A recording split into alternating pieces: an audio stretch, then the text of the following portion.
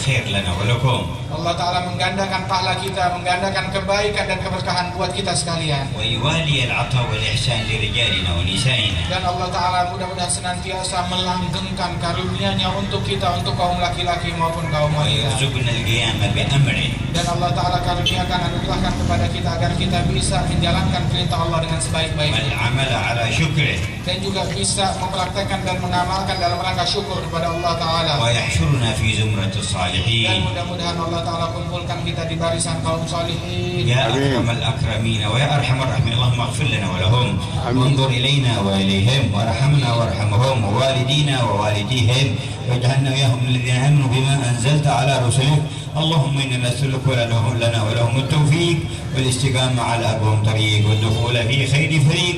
اللهم ثبتنا على الحق فيما نقول، ثبتنا على الحق فيما نفعل، ثبتنا على الحق فيما نعتقد. اللهم اعصمنا من الشرك واغفر لنا ما دون ذلك. اللهم املأ قلوبنا بالإيمان واجعلنا في أهل الإحسان وارفعنا مراتب العرفان وحققنا بحقائق الإسلام وثبتنا على منهج من استقام واربطنا بالنبي محمد خير الأنام وتكفر عنا جميع السيئات والآثام وبدلها إلى حسنات عظام يا أكرم الأكرمين.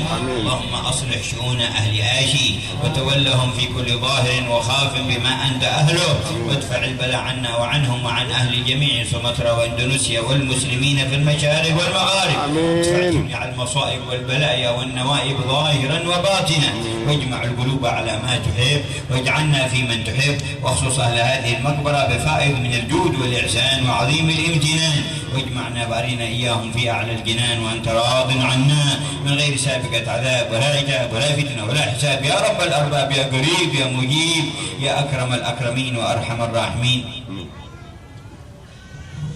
وإلى حضرة النبي صلى الله عليه وسلم الفاتحة ورحمة الله.